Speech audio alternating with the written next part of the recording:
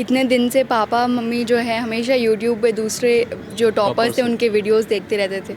फिर उनको जब मौका मिला कि खुद उन इंटरव्यू का पार्ट बनने का, तो फिर वो तो अलग ही फीलिंग होती है। जब तक मैंने अपना नाम खुद पीडीएफ में देखा, उससे पहले ही इतने सारे लोगों ने मुझे बता दिया था कि तुम्हारी रैंक 9 है। मुझे लग रहा था कि ऐसे 200-300 रैंक आएगी और मैं खुश रहूँगी, उसमें भी खुश रहूँगी। भले इतना सबसे पहले पापा को बताया, पापा ऑफिस में थे तो वो आ गए वापस तुरंत मिठाई लेके। 1 घंटे बाद से ही बहुत सारे मीडिया के लोग आने लग गए। आस पड़ोस के जिनसे कभी आज तक बात भी नहीं हुई थी वो लोग भी आए थे। मुझे लगता है कि घर से जो मुझे एक बहुत ही सपोर्टिव और प्रोटेक्टिव एनवायरनमेंट मिला था। अगर मेरे आसपास के लोग मुझे कभी क्वेश्चन करने की कोशिश भी करते थे, तो अगर मेरे पेरेंट्स ऐसा कुछ बोला भी तो वो कभी मेरे तक बात नहीं पहुंचती थी। मैंने यूट्यूब वीडियोस देखे, स्पेशली सर आपका जब भी जामिया आरसीए टाइप करो तो आपका वीडियो आता है। तो उसमें आपने कहीं मेंशन किया था कि प्रीलिम्स के बाद भी एडमिशन होता है। मैं सबको, हर स्टूडेंट को बताता हूँ, ये मैम आप सभी के लिए रोल मॉडल हैं, स्पेशली गर्ल्स स्टूडेंट के लिए। हम यूट्यूब से कमाते नहीं हैं, इसकी अर्निंग नहीं चाहिए। हम सिर्फ कोशिश करते हैं कि आप सबकी हेल्प कर सकें इस स्ट्रेटजी के ज़रिए, इस मोटिवेशन के ज़रिए।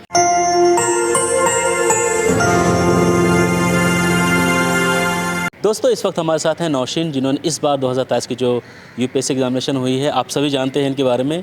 She got 9th rank out of 15 lakhs of student who applied for this UPSC CSE 2023। 9th rank हासिल करना एक बहुत बड़ी अचीवमेंट है, और ये अचीवमेंट कैसे हासिल की गई है इसके बारे में बात करेंगे। स्ट्रेटजी क्या थी, किस तरह से इन्होंने तैयारी की थी, क्या प्लानिंग थी, क्या टूल्स और टेक्निक्स इन्होंने अप्लाई किया था अपनी प्रिपरेशन में। इसके अलावा मैं बात करूंगा इनकी एकेडमिक फैमिली के बारे में, और ये जो जर्नी रहे इसके बारे में। सबसे पहले मैम, बहुत बड़ा congratulation. Thank you so much. छोटा कांग्रेचुलेशन बनता नहीं आपके लिए, बहुत बड़ा कांग्रेचुलेशन।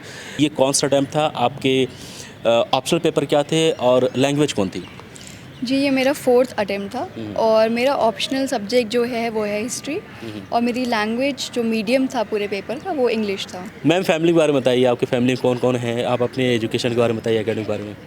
जी, मेरे फैमिली में मेरे मम्मी पापा और मेरे भाई बहन हैं, और मेरा एजुकेशन जो LKG से क्लास 12 तक वो रैम्पस स्कूल गोरखपुर से ही हुआ है। उसके बाद मैंने SGTB Khalsa college Delhi university से अपना BA ऑनर्स हिस्ट्री कंप्लीट किया था 2019 में। मेरे पापा असिस्टेंट डायरेक्टर हैं प्रसार भारती में, और मेरा भाई जो है वो यूनियन बैंक ऑफ इंडिया में काम करता है। इसके साथ साथ मेरी जो बहन है वो भी गवर्नमेंट जॉब LIC में काम करती है। मैम, बीइंग ए गर्ल, कभी आपको ऐसा नहीं लगा इतनी दूर से आके यहाँ पे दिल्ली में पढ़ाई करना, अकेले रहना, कभी इनसिक्योरिटी जैसी फील कभी नहीं हुई? और घर से कभी इस तरह की चीज़ें कि बेटी इतनी दूर जा रही है पढ़ने के लिए, इस तरह की कोई चीज़ें पैदा हुई थी बीच में? सर, मेरा जो कॉलेज था उसमें यही देखकर ज़्यादा एडमिशन किया गया था, क्योंकि वहाँ पे गर्ल्स हॉस्टल बहुत अच्छा प्रोवाइड हुआ था। तो वो कॉलेज के कैंपस के अंदर ही था, तो वो मम्मी पापा की भी जो टेंशन थी पहली बार इतना दूर भेजने की, वो भी हट गई थी। और उसके बाद सर, मुझे लगता है कि घर से जो मुझे एक बहुत ही सपोर्टिव और प्रोटेक्टिव एनवायरनमेंट मिला था।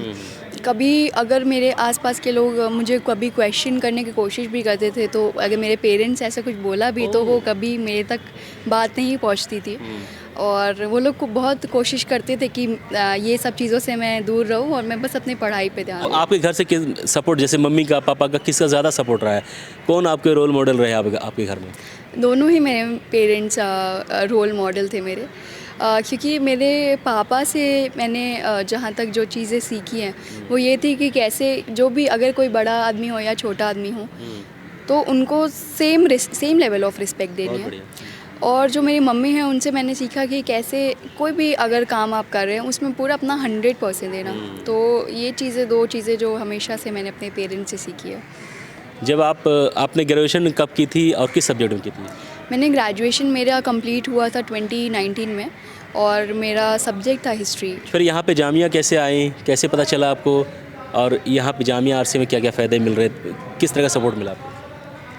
सर, पहले अटेम्प्ट में मुझे पता नहीं था कि प्रीलिम्स के बाद भी एडमिशन होता है यहाँ पे, और सेकंड अटेम्प्ट में सर जब मैंने यूट्यूब वीडियोस देखे, स्पेशली सर आपका जब भी जामिया आरसीए टाइप करो तो आपका वीडियो आता है। तो उसमें आपने कहीं मेंशन किया था कि प्रीलिम्स के बाद भी एडमिशन होता है, प्रीलिम्स निकालने के बाद।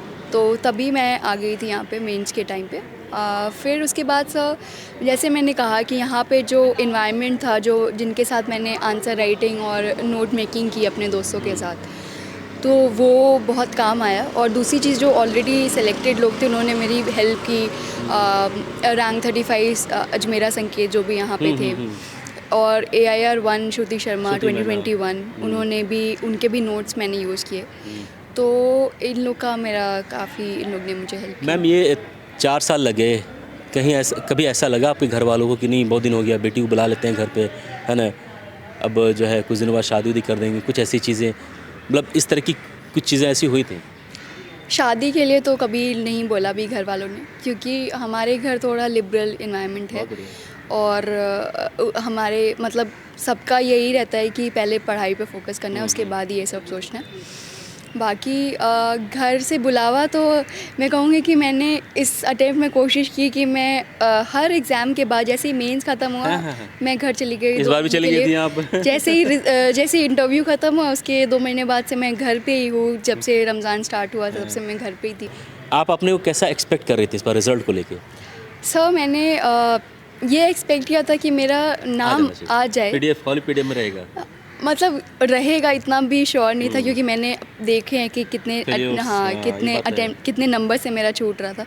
मुझे कंफर्म नहीं था कि आएगा भी, पर मुझे लग रहा था कि ऐसे 200-300 रैंक आएगी और मैं खुश रहूँगी, उसमें भी खुश रहूँगी, भले ही इतना मतलब। तो कैसा लगा जब आपने हॉली PDF में अपने नाम को 9th रैंक पे देखा? तो उस टाइम कैसा लग रहा था आपको? एक होता है ना कि अपने नाम को 4 बार 5 बार हम देखते हैं कि सही में मेरा नाम है कि नहीं, रोल नंबर सही है कि नहीं, तो उस टाइम कैसा लग रहा था आपको? और उस टाइम कहाँ थी आप? सर मैं रूम में ही बैठी हुई थी, और जब तक मैंने अपना नाम खुद PDF में देखा, उससे पहले ही इतने सारे लोगों ने मुझे बता दिया था कि तुम्हारी रैंक 9 है। फिर मैंने जैसे इंटरनेट ऑन किया तो मेरा जो ग्रुप है, हमारे फ्रेंड्स का ग्रुप है, उसमें उन लोग ने टॉप 10 का स्क्रीनशॉट भेजा हुआ था और मुझे दिखा 9th रैंक। और क्योंकि सिर्फ एक ही नौशीन थी पूरे PDF में प्रीलिम्स के टाइम से, मुझे पता था मेरा ही है। रोल नंबर मैच क्या होगा? रोल नंबर वही मैं कहूँ कि एक ही नाम था पूरे PDF में जब से प्रीलिम्स का रिजल्ट आया था, तो मुझे पता था मेरा ही नाम है। घर में फिर कैसा माहौल बना? पहले तो सबसे पहले पापा को बताया, पापा ऑफिस में थे तो वो आ गए वापस तुरंत मिठाई लेके। उसके बाद से सर मैं कहूँगी 1 घंटे बाद से ही बहुत सारे मीडिया के लोग आने लग गए थे, आस पड़ोस के, जिनसे कभी आज तक बात भी नहीं हुई थी, वो लोग भी आने मान लेके। तो ऐसे मैं सबको हर स्टूडेंट को बताता हूँ, ये मैम आप सभी के लिए रोल मॉडल हैं, स्पेशली गर्ल्स स्टूडेंट के लिए। और मेरे चैनल का मकसद यही होता है, हम YouTube से कमाते नहीं हैं, इसकी अर्निंग नहीं चाहिए, हम सिर्फ कोशिश करते हैं कि आप सबकी हेल्प कर सकें इस स्ट्रेटजी के ज़रिए, इस मोटिवेशन के ज़रिए। जब बच्चे पढ़ाई करते हैं, इतनी बड़ी जर्नी होती है, मेहनत होती है, तकलीफ़ होती है, लेकिन वो तकलीफ़ खुशी में तब बदलती है जब आपके पेरेंट्स के आंख में आंसू होता है, जब आप कामयाब होते हैं। इतने दिन से पापा मम्मी जो है हमेशा YouTube पे दूसरे जो टॉपर्स थे उनके वीडियोस देखते रहते थे। फिर उनको जब मौका मिला कि खुद उन इंटरव्यू का पार्ट बनने का, तो फिर वो तो अलग ही फीलिंग होती है। तो मैं वर्ड्स में डिफ़ाइन नहीं कर सकती। पेशेंस, आप में पेशेंस बहुत दिख रहा है। You are looking very cool and calm, और ये बहुत ही एक पॉजिटिव क्वालिटी है, हर एस्पिरेंट में होनी चाहिए। इतने 4 साल की जर्नी, उसके बाद आपको कभी ये ना लगा कि यार होगा कि नहीं, वो छोड़ देते हैं? कभी ऐसा ख्याल आया था आपको?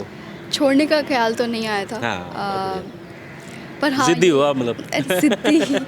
सिद्धि तो नहीं, पर मुझे लगता था कि स्टेट PCS भी एग्ज़ाम्स होते हैं, तो मुझे लगता था कि अगर ये इसमें 6 ही अटेम्प्ट हैं और अगर मेरा ख़त्म हो गया तो फिर मैं स्टेट PCS में लग जाऊँगी। तो मुझे लगता था कि कभी ना कभी तो हो जाएगा, बट इतना जल्दी तो नहीं कहूँगी, 5 साल तो हो ही गए, पर हाँ मिल गई तो मुझे बहुत खुशी है। प्रेफरेंस क्या है आपका? जी मेरी फ़र्स्ट प्रेफरेंस IAS ही है और UP कार्टर। मैम आप जो पढ़ाई करती थी कि क्या रूटीन होता था, आप कैसे पढ़ती थी, किन किन बातों का ध्यान रखती थी? सर जब प्रीलिम्स का टाइम था तो वो प्रीलिम्स के हिसाब से स्ट्रैटेजी रहती है, जब मेंस का टाइम रहता तो मेंस के हिसाब से रहती है।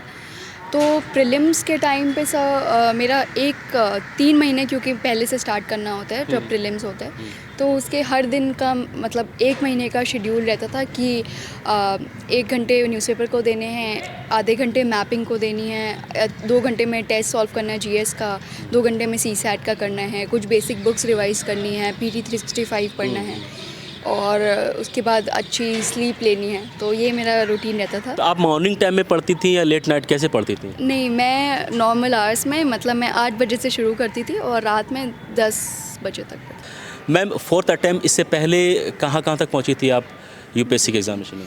सर मैंने पहले 2 अटेम्प्ट्स में अपने मेंस लिखे थे, फिर तीसरे अटेम्प्ट में मेरा प्रीलिम्स ही नहीं हुआ था। अच्छा, जी, पहले 2 अटेम्प्ट में मेंस ना गए थे? मेंस लिखा था, इंटरव्यू कॉल नहीं आई थी फर्स्ट और सेकेंड अटेम्प्ट में, फिर थर्ड अटेम्प्ट में मेरा प्रीलिम्स ही नहीं हुआ और ये मेरा 4th अटेम्प्ट में 9th रैंक है। जब फेल्योर मिली प्री के बाद आप कैसे उठी और किन किन चीज़ों का ध्यान रखा, जो पहले आपने गलतियाँ की उसको कैसे सुधारा?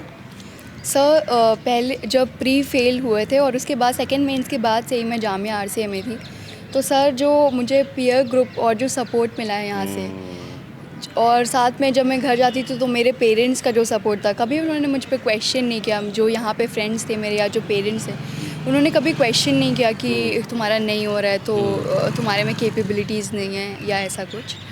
तो मुझे लगता है कि उस टाइम पे मेरा बाउंस बैक जो हुआ, भले ही थोड़ा टाइम लग गया शुरू में, जब प्रीलिम्स का रिज़ल्ट आया था उसके बाद 2-3 महीने तो उतना ठीक नहीं लगता था, थोड़ा सा एंजाइटी इश्यूज़ वगैरह भी हो गए थे। बट फिर वही इन लोग के साथ रह कर के मैंने अपनी फिर से मतलब कोशिश की कि मेरी जो गलतियाँ रह रही थी पहले 2 अटेम्प्ट्स में, कि मेरा मेंस नहीं हो पा रहा था, तो मुझे लगा कि ये एक सही टाइम है अपनी गलतियों को इम्प्रूव करने का, तो मैंने उस पर काम करना शुरू। क्या गलतियाँ थी? आपने एनालाइज तो किया होगा, आपने पाया होगा कि यहाँ पे आपने मिस्टेक किया है, जी फिर उस मिस्टेक को, पहले तो ये मिस्टेक बताई क्या था, फिर उस मिस्टेक को करेक्ट कैसे किया आपने? जी मुझे लगता है कि पहले 2 अटेम्प्ट्स पे जब मैंने मेंस लिखा तो मेरा उतनी अच्छे से ना तो नोट्स प्रिपेयर थे जीएस और ऑप्शनल के, ना तो मैंने ठीक से आंसर राइटिंग की थी। तो मुझे लग गया था कि मतलब जब मैंने मार्कशीट देखी तो मेरा जो कट ऑफ से 100 मार्क्स कम था, तो जब तभी मुझे समझ में आ गया कि मेरे में अभी काफ़ी कमी है, मुझे बहुत चीज़ें कवर अप करनी है और उसके साथ साथ मुझे एक अपनी खुद की एक स्ट्रैटेजी डेवलप करनी है, क्योंकि लास्ट टाइम पे यूजुअली ऐसा होता था कि जब मेंस की डेट बहुत पास आ जाती थी तो मुझे अपने ऊपर बहुत सेल्फ क्वेश्चनिंग मैं करने लगती थी कि मैं ये सही कर रही हूँ कि नहीं, ये गलत कर रही हूँ। तो जो चीज़ मेरा रहता था सही, जो चीज़ सही भी चल रही रहती थी वो भी मेरे से गलत हो जाती थी। बट ये अमूमन लोग, हर बच्चों में ऐसा होता है, जैसे मैंने पाया है। जी तो फिर इसको कैसे आपने ठीक किया? जी, वही इस अटेम्प्ट में मैंने यही कोशिश की कि मैं ज़्यादा जो मेरे क्लोज़ हैं, जो मुझे समझते हैं मेरी क्या स्ट्रैटेजी है या मेरी मेरी जो पॉजिटिव्स है, जो मेरी वीकनेसेस है, वो जो समझते हैं, मैं बस उनसे ही बात करती थी, उनसे ही चीज़ें शेयर की मैंने। और वही जो मुझे जो मतलब सही से बताते थे कि ये कर लो, जैसे अगर ऐसे में मुझे कोई प्रॉब्लम आ रही है तो मैं किसी से जाके पूछी तो किसी ने बोला कि सिर्फ टॉपर्स की कॉपीज़ पढ़ लो और उनकी एग्जाम्पल्स ले लो। तो ऐसे करते करते मुझे पता चल गया कि बस कुछ ही लोग से पूछना है जो एक्चुअली मैं जानते कि मेरा क्या लेवल है, मैं किस लेवल पे हूँ प्रिपरेशन के। तो मैंने यही किया इस बार। सर इस अटेम्प्ट में जब मेरा जैसे ही प्रीलिम्स का रिज़ल्ट आया और जब मैंने देखा मेरा नहीं हुआ है, तो उसके 1 महीने बाद से मैंने सर इस बार न्यूज़पेपर के नोट्स बनाना शुरू कर दिया। न्यूज़पेपर के? जी, और उनको अपने जो नोट्स मैंने बनाए फिर उसके बाद कलेक्ट किए, उनमें ही ऐड करती जाती थी जो न्यूज़पेपर के नोट्स थे। बाकी मैंने ऑप्शनल का जो अपने नोट्स थे उनको, जो मेरे 150 पेजेस के नोट्स थे, उसको मैंने 50-60 पेजेस में किया।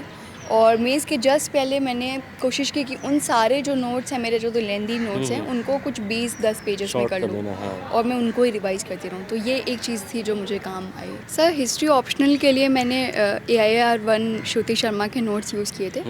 उसके साथ साथ सर प्रीवियस ईयर क्वेश्चंस मैंने जितने थे उसको सॉल्व करके रखे थे। इस बार मैंने फोकस यही किया था कि प्रीवियस ईयर क्वेश्चंस मैं ज़्यादा करूं और उसके ही मैं शॉर्ट नोट्स, फिर शॉर्टर नोट्स ऐसे बना कर के उसको ही रिवाइज़ करूं। और इसके साथ साथ अगर मैं कहूँगी कि मैंने कुछ जो अलग किया वो ये था कि कोई टेस्ट सीरीज़ मैंने नहीं लगाई थी इस बार। मैं बस प्रीवियस ईयर क्वेश्चंस करती थी 3 घंटे में, मतलब एक पेपर उठा के 3 घंटे में लिखना। मैम टेस्ट सीरीज़ तो बहुत इंपॉर्टेंट है, आपने टेस्ट सीरीज़ ही नहीं की, सर पहले क्यों ऐसा क्यों ख्याल आया, क्यों ऐसा लगा आपको कि टेस्ट सीरीज नहीं करनी चाहिए? सर पहले 2 अटेम्प्ट्स में मैंने बहुत सारी टेस्ट सीरीज़ ले ली थी और मैं कर नहीं पा रही थी उसको इस बार लास्ट कुछ टाइम। नया अलग करना था आपको। जी, जो जामिया आरसी से टेस्ट सीरीज़ प्रोवाइड हुई मैंने उनको ही लिखा, उनको ही कोशिश किया कि मतलब उसको ही अपने टाइम में रिवाइज़ करके दूँ। उसके साथ साथ मैंने अपने तरफ से कोई ज्वाइन नहीं की क्योंकि बहुत हेक्टिक हो जाता है फिर मैनेज करना। हिस्ट्री के लिए कौन कौन सी रिसोर्सेज होनी चाहिए ऑप्शनल पेपर की ma'am? Sir self study history का एक वेबसाइट है, वहाँ पे सारे प्रीवियस ईयर क्वेश्चन सॉल्व है, तो वहाँ से ले सकते हैं। वहाँ से ही मैपिंग वाला जो चीज़ है, जो कुछ उनके 20-25 साइट वाइज मैप्स हैं, उनको प्रिपेयर किया था। और फिर श्रुति शर्मा के नोट्स। श्रुति शर्मा के जो नोट्स थे वो इनफ थे आपकी प्रिपरेशन के लिए, या फिर कुछ बुक्स वगैरह भी आपने रेफर की थी? मैंने वही मेरा तो एक्चुअली 4th अटेम्प्ट हो गया, तो मैंने शुरुआत में सारी चीज़ें की थी, ये सब की बुक पढ़ा था, उपेंद्र सिंह पढ़ा था, मिडिवल के लिए सतीश चंद्रा पढ़ा था। बट अगर आपका एक लेवल ऑफ अंडरस्टैंडिंग फिर डेवलप हो जाता है तो उसके बाद से आपको बस नोट मेकिंग पे ध्यान देना है। 7 to 8 आवर्स ही पढ़े एक दिन में और उसको कंटिन्यू रखें, क्योंकि जैसे मेरा 5 साल होने को है, तो अगर मैं एक ही दिन में पूरा सोचूं कि ज़्यादा घंटे पढ़ लेना है और सब कुछ पढ़ लेना है, तो वो नहीं हो पाएगा। धीरे धीरे एक टारगेट बना के पढ़ाई करें कि मुझे 1 हफ्ते में ये कंप्लीट करना है, 1 महीने में ये कंप्लीट करना है, तो उस तरह आसान होगा और दिखेगा भी कि क्या प्रोग्रेस हो रही है, क्योंकि हमें पता ही नहीं चल पाता कि कभी कभी कि हम कितना पढ़ लिए या कितना नहीं पढ़े। हमेशा जब भी मैं पेपर करती थी प्रीलिम्स का, तो एक OMR शीट जैसे एक्चुअल एग्जाम में होता है वैसे ही पूरा मार्क करते थे। इंटरव्यू में कुछ ऐसे सवाल जो आपको अच्छे लगे कि हाँ ये सवाल अच्छा पूछा गया, या फिर कुछ ऐसे सवाल जो पूछा गया आपने जवाब नहीं दिया? सर ऐसा मुझसे कोई क्वेश्चन नहीं पूछा था, मतलब थोड़े ऐसे जनरल मतलब सिचुएशनल क्वेश्चन ही थे, तो ऐसा कोई क्वेश्चन नहीं था कि जिसका ऐसे जवाब नहीं दिया जा सकता, क्योंकि वो कोई फैक्चुअल नहीं था।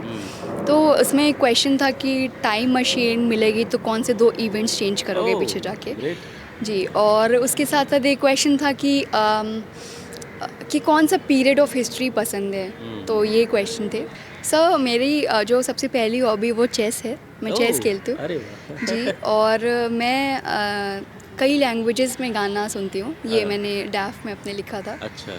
तो कुछ ऐसे 14-15 लैंग्वेजेस में मैंने गाने सुने हैं, और उसके साथ साथ मैं हिस्टोरिकल प्लेसेस विजिट करती हूँ। मैम मैं चाहता हूँ कि आप इसी तरह आगे बढ़ें, तरक्की करें, खूब तरक्की करें, दिन दुगनी रात चौगनी तरक्की करें।